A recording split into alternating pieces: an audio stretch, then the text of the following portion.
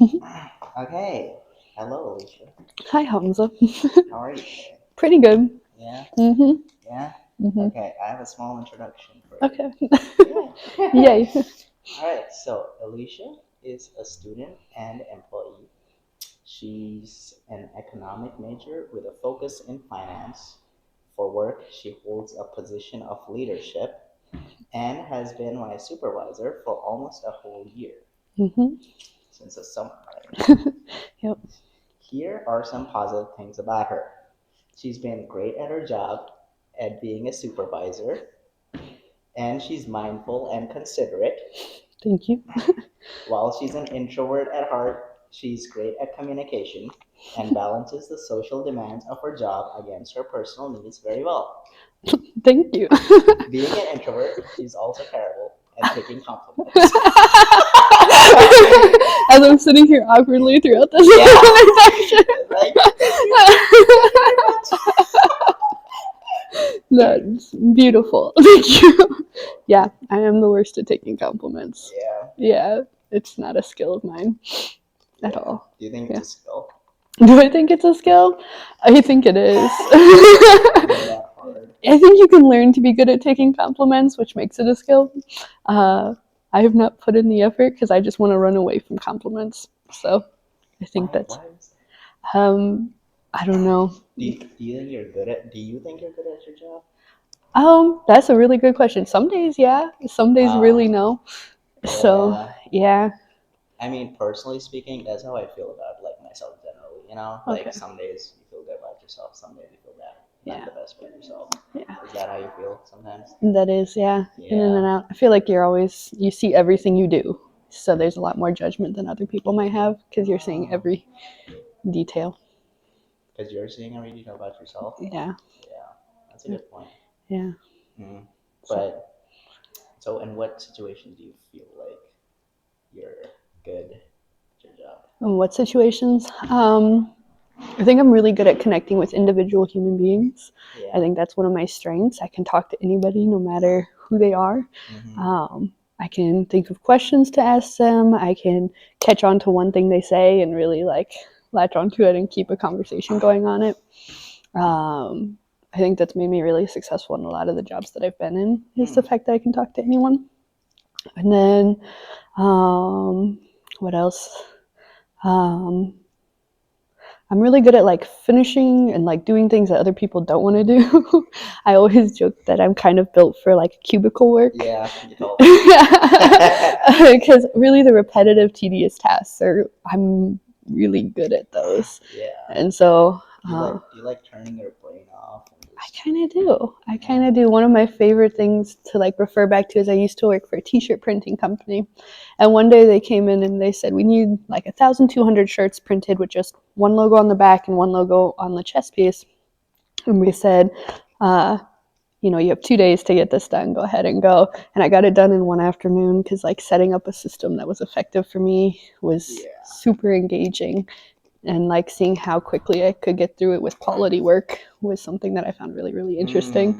And so Yeah. I had the best like 7 hours ever. And then I came back and told my family about it, and they're like, that sounded horrible.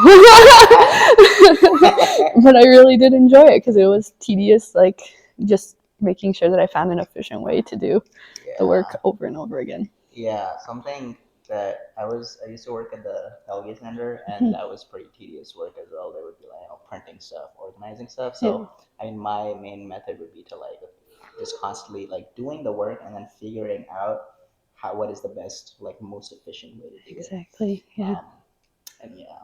So do you find that therapeutic? I do. Yeah. When you get something and you're like, I know that this is being done in the best way possible, that's like the most satisfying thing in the world to my brain is knowing that it's the most efficient way to get something done. Mm. Yeah, Mm. yeah. Have you always been that way? I think so.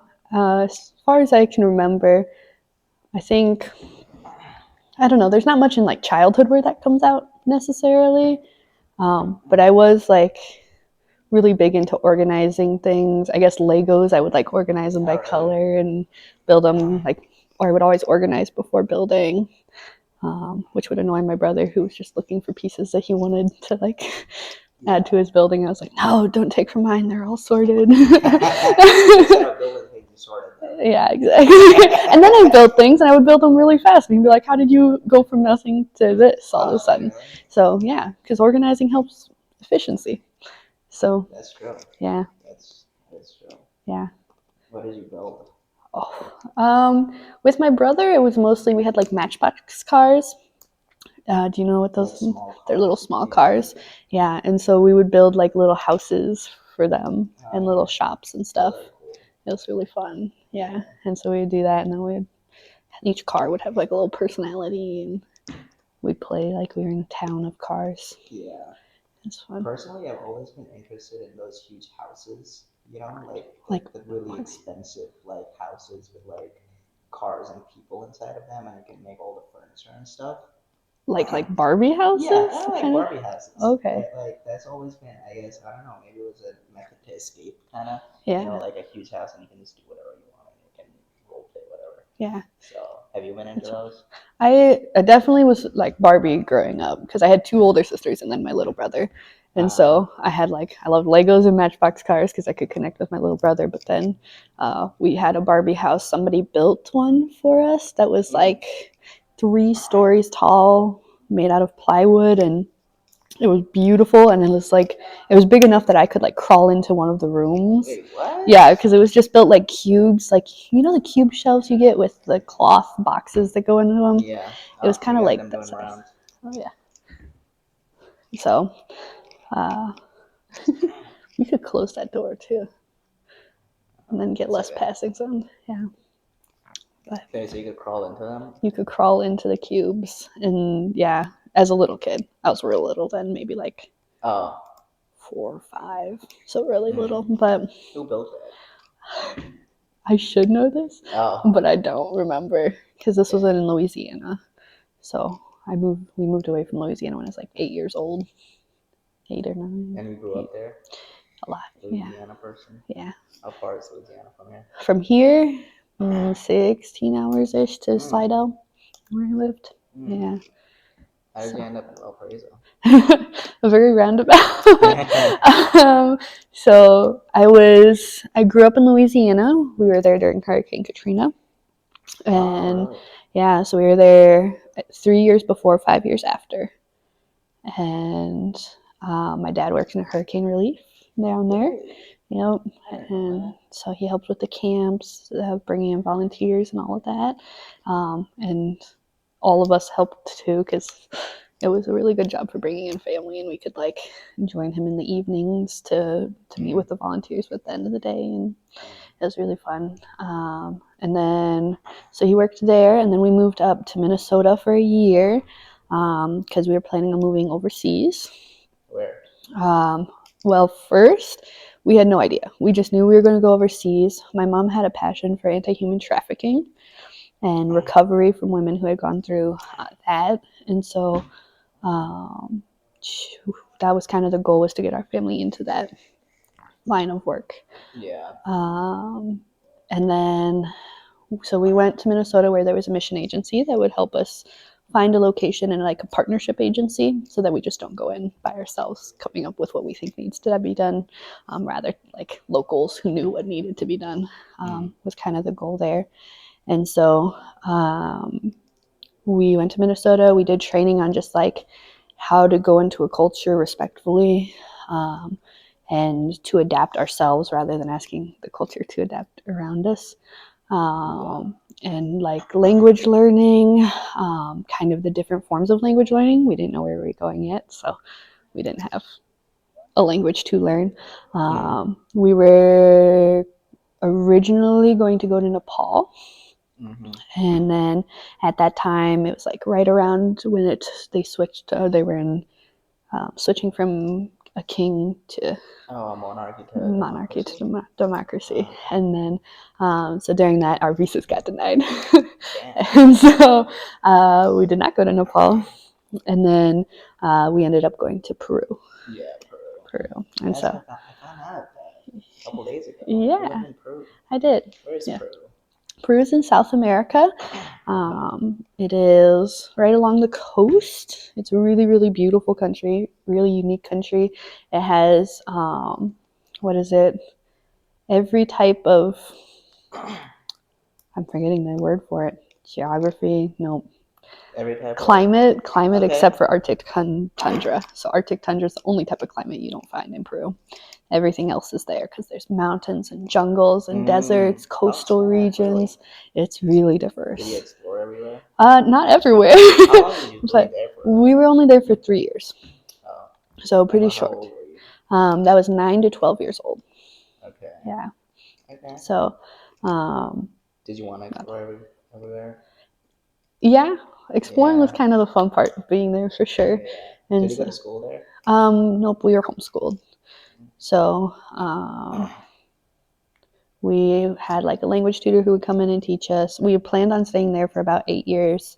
But what happened was the local agency wanted to go more in like a legal direction, and there wasn't a lot for us to do there because my dad was not a lawyer, my mom was not a lawyer, and so they're trained in theology, communications, English. Is all their degrees, and so that wasn't really super helpful for. They wanted to really focus on fighting the legal aspect of anti-human trafficking. So, and that was a decision made about 3 years in. And so that's where we ended up staying. Our goal was 8 years ish. Yeah. And then we only stayed for 3. So they came back here for So that. then we went back to Minneapolis. And my mom stayed in some groups and worked in some groups for anti-human trafficking. And then my dad started working with other companies for just a variety of helpful things. I don't know how to say. Yeah. And he would do. There was one where it was helping immigrants get settled as they came into Minneapolis, because Minnesota has like a really, really high immigration rate. There's a lot of helpful things there.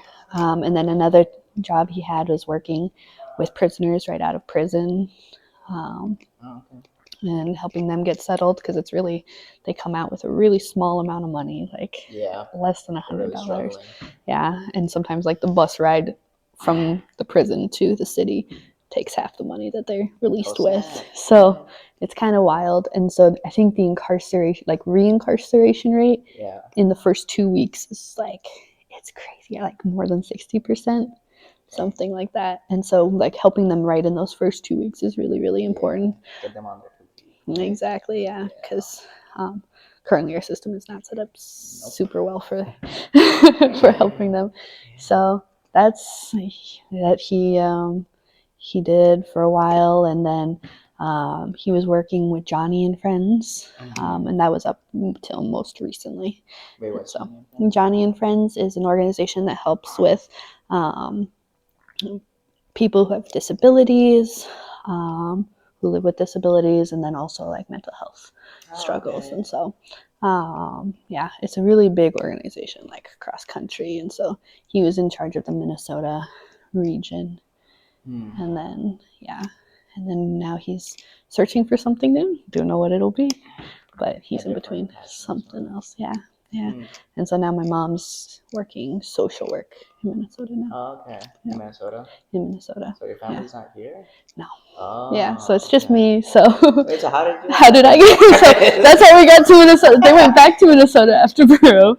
And I lived there, and I got back 12. That was about 5th grade. I did go to school for 5th grade. It's the only time in my life I wasn't homeschooled until I got to college level classes. So I did 5th grade at a little school in downtown Minneapolis, and then homeschooled all the way till I was 16 when I joined a program called PSEO, which is a college level classes. It's the government pays for you to go to college, covers your books, your school, everything until you're about 18 years old. And so I went to a little university in the middle of Minneapolis, and it was not the best fit for me. Why not? It was, well, they did not have economics as a degree. You were interested in economics and static? Yeah. Really? So I actually, probably the first time I decided economics was maybe 7th grade, 7th, 8th grade. Okay. So a while back, before that, I wanted to be an actuary. What's that? An actuary is somebody who helps analyze the statistics in different businesses, usually insurance, to find like the risks involved in pricing and all of that. Yeah. And so really, really heavy math. And you were how old when you decided? When I wanted to be an actuary, Yeah. that was probably around 5th grade, because I met another actuary. Oh, really? Yeah, and How he is used to. that? What's the story? What's the story? So my dad's boss at the time was married to a man who was the head of Thrivent Credit Union, and he worked as an actuary. And we went to their house for Thanksgiving. And they had a big, beautiful house, and like their house always stuck in my mind as a kid as like the ideal. Really? Yeah, What's that like? it was beautiful. They had they had a beautiful dog named Lucy, who Burmese mountain dog. Okay. It's so pretty dog. um, yeah, and she was really, really pretty. She was really well behaved too. And I just love that dog. And then they had like their first floor was wide open. They had a dining room table. You could see a lake like out the windows.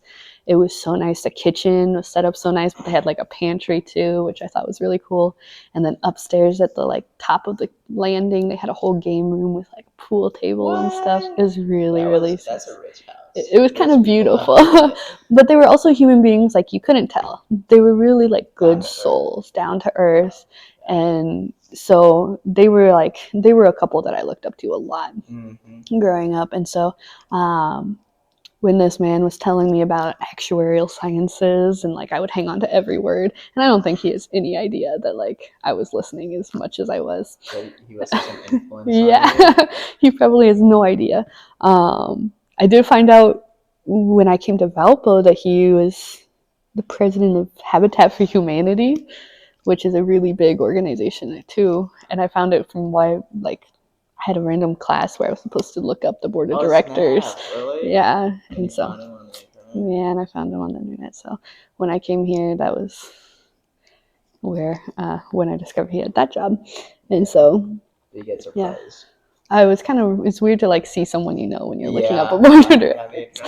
Yeah, and so but that's where I got actuarial sciences, was from them on a Thanksgiving. I don't know if it was Thanksgiving exactly, but there were several times we went over to their house during a couple of years my dad worked for her. And so were you always interested in math?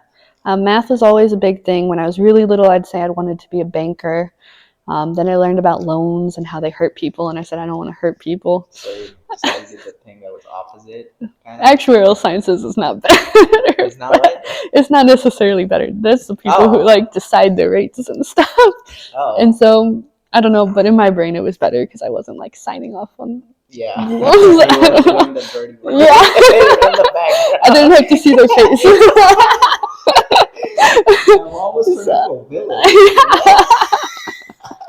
So that's actuarial science. Yeah. So, but I decided economics after that. How did that change? Economics still had like the money component, because the way money moves and works is really fascinating to me. And just like how people respond to money is really interesting. And so I knew that was something I kind of wanted to keep studying. And then politics is also something I could talk about every day, all day. And so economics. I am big into politics. I know. No, the workplace isn't the best place to talk politics. I'm not a big politics person myself. Yeah, it's and right now there's just a lot of feelings that are really big that it's hard to have like a truly political conversation instead of like an emotional kind of. It almost gets religious before it gets political. So, and like politics and religions are interchangeable, but I don't tend to get into just random political discussions anymore. And so I tend to hopefully know someone pretty well, so I know what not to step on with them, or maybe areas I want to, depending on the person. So the mix of politics and money and the potential to help people. Economics is a degree you really like you have a lot of Yeah. potential to help in Yeah. things. So, which all the other degrees and things I was interested in did not have that option. So that's kind of the direction I went.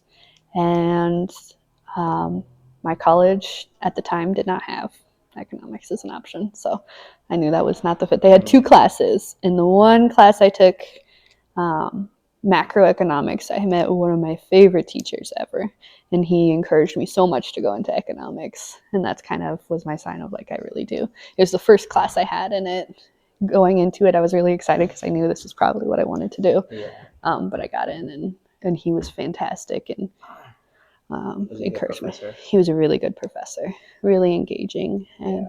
and then I took a second class, which was microeconomics, and it was the professor had a lot of enthusiasm, but micro was not my favorite right off the bat. Micro is a small business. Micro Right? is like, yeah, more individual business. You prefer Yeah, the large. large scale, Large scale. more when politics and policy are involved. That's where my interest hits. So, but we'll see, because now I've gotten more into, because I've really learned to like the data side of things, which you find a lot more in micro. And so all of economics, there's a lot of data research, but yeah, I've definitely leaned more towards micro than I thought I ever would now. Yeah. From taking classes here? From taking classes here, yeah. One professor here, she has talked to me a lot because she also started off in economics thinking that macro was all she wanted to do, and then also learned that the data side is so important and helpful, and that the individual businesses really define all the rest, and if you don't have a good grasp on it, then what's the point of macro? So yeah. But that's interesting because you told me that you want to be possibly a professor, right? But you also want to help people on the money side and with economics. So, but that's not something a professor would necessarily do. So, So I'm stuck in these two things to consider. So my dream area of economics would be immigration economics, the study of policies, how they impact the country, how immigrants come in and their quality of life after moving here, building policies around that. Like all of that would be my dream. Is that because you want to help like immigrants and stuff? I do, yeah.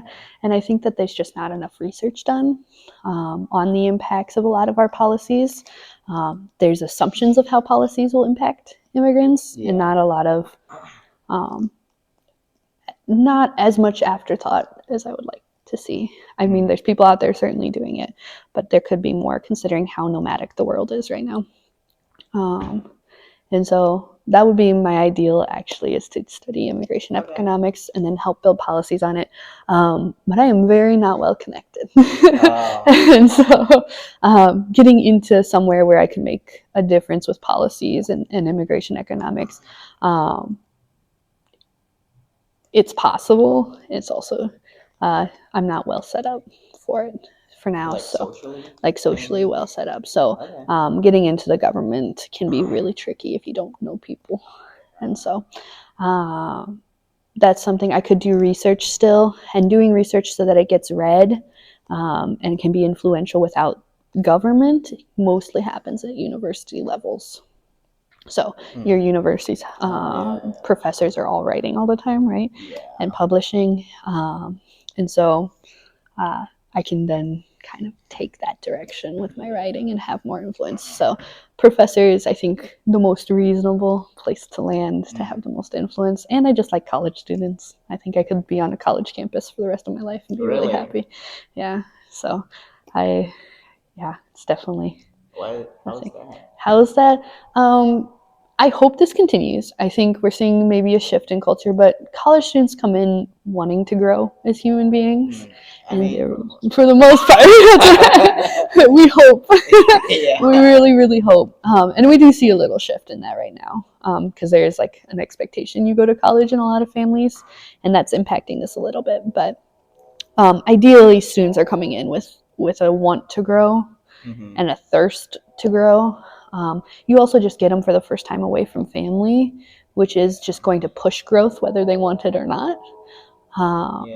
And so I think that creates for some of the best conversations that you can have in a lifetime is when you're in that space of actually being open-minded and ready to hear new thoughts and form them.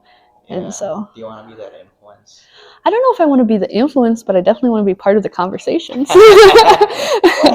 Why not the influence? Well, at this point, I don't think I have enough wisdom to be the influence.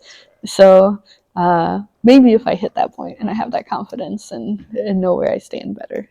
I don't know. I mean, some people consider you a good mentor. Oh, you know, that's you're nice. a good supervisor, and so you've already had that influence on people. Oh, that's You so know? nice. I hope so. I've also Yeah. just worked with really good people who I think I just point out what they're already thinking.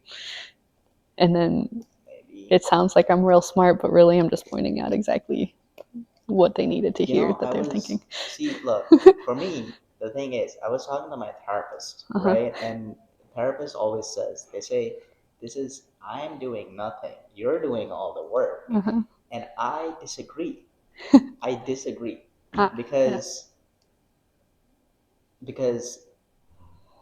I mean, technically speaking, if you weren't there, then that change wouldn't necessarily have happened.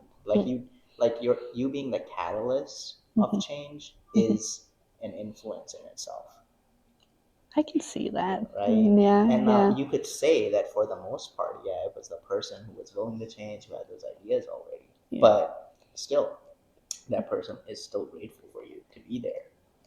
Yeah. I mean, it could circle back to what we were saying earlier. You always see what you're doing all the time, and so maybe you don't listen to that as much. And so having someone else say what you're thinking is helpful to reiterate Still an it. influence. Yeah, maybe.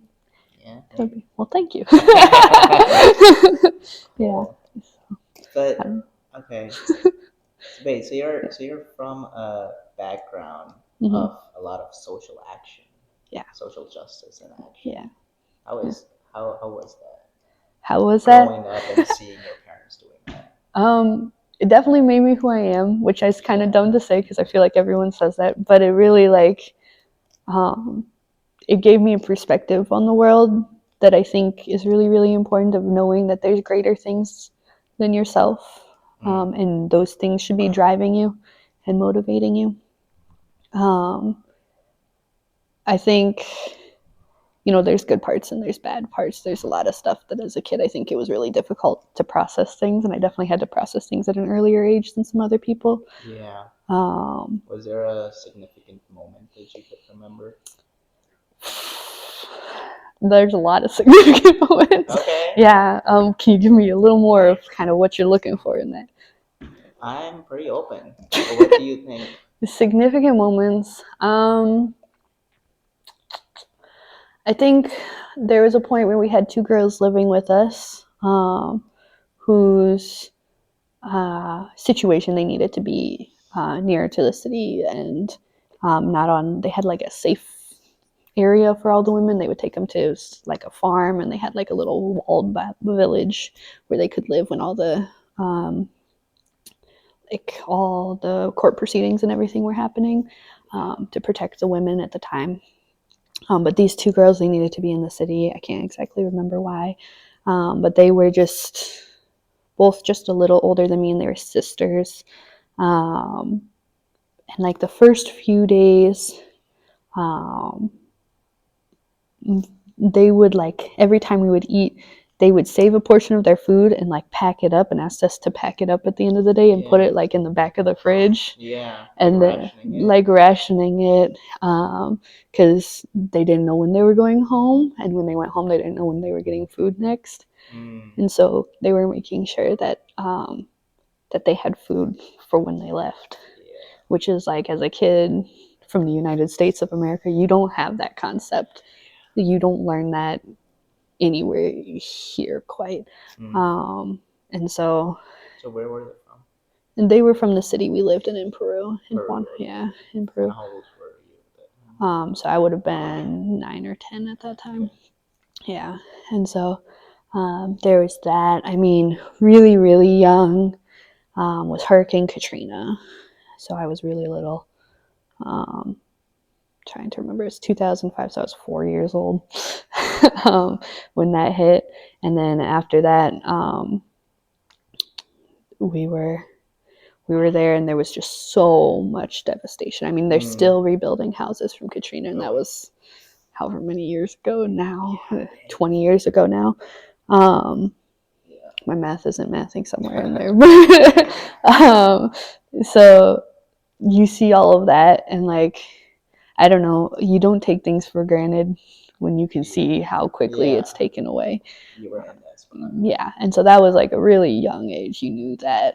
And like learning how to pack everything you love into a minivan with 6 people in it, and knowing that that's maybe everything you'll have to start over with.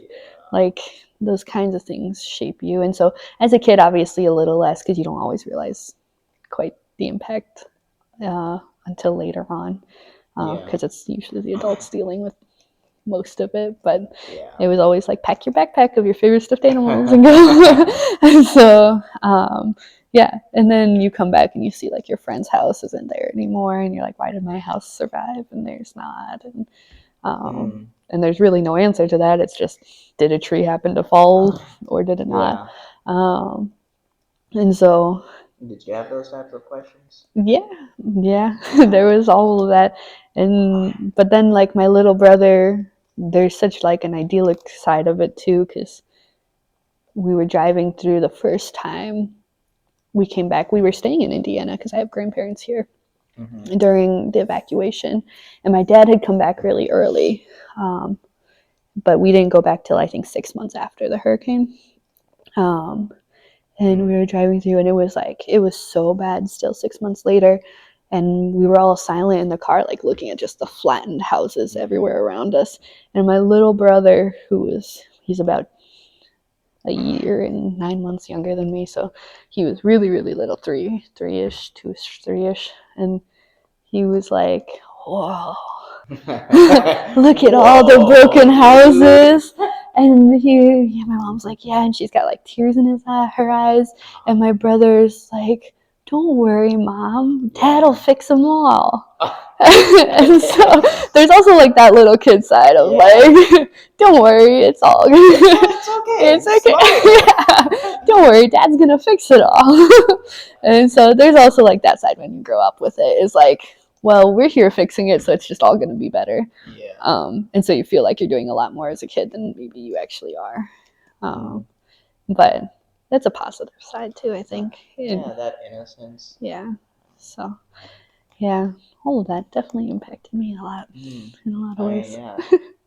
Yeah, you were exposed to like the reality of the world in that age, and I mean, were you able to like cope with it also well? I mean, so far I hope so. I feel like I'm a pretty well functioning adult, so probably the answer is yes. That, or I'm really burying it deep, one of the two. I mean, we went through a lot of rough stuff as a family as a whole, related to what my parents did at work and even not related. But I think we also are really good at talking it through as a family. And like any questions we asked, my dad is someone who's so fantastic at never talking down to anyone. Really? Like anyone at all. And part of the joy in that was, as a kid, no matter what question you asked, he gave you a straight answer. And like he talked to you like you're a full grown adult. Yeah. And so, I mean, he still had the sensitivities to not be like gruesome or anything. But he never was like, oh, don't worry about that. You know, he would be like, you asked about it, let's sit down and talk about it in a mature way. And so, and he does that like every human on earth. He doesn't talk to anyone different than anyone else. It's like straight across. It's one of the most like admirable things I can think of in a human being, because it doesn't matter if he's talking to the president versus like a man he met on the corner begging for money. Like, he's going to talk to him exactly the same way. And so, and that's like what I grew up with, was just being respected to that level as a kid. And so I think that helped a lot, because I could ask anything if I needed to process something. And my mom is just very good at like connecting and caring for feelings when she has the energy to. And so she was really good at just being like right there, and she was a stay-at-home mom. And so Oh, I think okay. that also helped a lot. I mean, like when we were in Peru, like the whole family kind of worked, because what we did is um, we were that safe place where all the women would go to. We Mm-hmm. would go in there, um, and kind of what it was showing kind of how to be a healthy family, which now sounds kind of silly because we have our own struggles, but kind of show that like a man can be respectful to his wife, that you can have a healthy relationship there, that kids don't need to fear the parents in ways, and to be there, and then to do kind of recovery activities with them. So my dad taught them self-defense. My mom would go through and do like activities that showed your worth and identifying your worth. Mm. Um, and then crafts and things, and just encouraging them Okay. some skills. Like she taught them how to sew and cook, which they really loved. Learning a lot of the American foods. Pancakes was like, I they were love so pancakes. excited. I love pancakes. Pancakes was a huge hit. Are We you a made pancake pancakes. person or a waffle person? That's such a good question. I will eat either so happily. I'm a breakfast person. Oh, So okay. if Interesting. it's breakfast, I mean, I like waffles because it holds the syrup in, and I'm such a bad Yeah. sweet tooth. Oh, So I do like that. But I also think pancakes, I don't know, when they're like light and fluffy, yeah. Pretty they're good. so good. So yeah, I can't really answer that one. That's fair. Yeah, Both have their strengths and disadvantages. exactly. Yeah, yeah, I Yeah. love them both. All So, breakfast items. French toast. Oh, oh, so good. French toast only if it's done good. Have you had the French toast at Founders? No, Oh my god, no, it's it's not so good. bad. It's Have so you bad. ever had like stuffed French toast? Stuff with what? Stuffed. It's like blueberries and cream cheese. No. It Oh, sounds like one of those brownies that are filled with like chocolate and you bite into them and it's like soft cake and then there's the liquid inside. like a, what are those Melted called? Like a lava cake. lava cake. Yeah, something Yeah, like that. yeah, those are That good. sounds awesome. Yeah, no stuff. I should make it sometime. It's really easy because you like make it the night before and You then mean you the just pop it cake in or the pancake? the French toast, stuffed French French toast. toast. Yeah, so someday. Okay. But Yeah. anyway, your mom was teaching them how to Oh, make pancakes. yeah. So she would teach them those kinds of things. So like we were all doing stuff, and like we would play with the kids, and like we would go out for a day, and then come back as a family, and then go out, and then my dad would work with the office sometimes on other stuff in between visits. So it was like we were all technically kind of working in its own way, but it's also not work. It's kind of just building people up. Yeah. So Do you um, think you got some skills out of that? no. No? Really? I was more into playing with kids at that point in time. I think my two older sisters were old enough that they really Oh, okay. did. Um, but yeah, no, I had like my friends I would be excited to see, and then we would just go off and play. And so, um, yeah, not really so much. Just Sure. connecting with That's people. fair. Yeah. And so, but I don't think I ever as a child struggled to like, so I was shy, but when I decided I was going to be friends with somebody, I had no trouble making friends with them. Yeah. Which So is, you know what? I find that interesting because you are an introvert, yeah. and of course, the typical introvert thing is to not have great skill in making new friends Mhm. or connecting with people. So how do you think you have that? How do I think I have that? I think being exposed to a lot of people.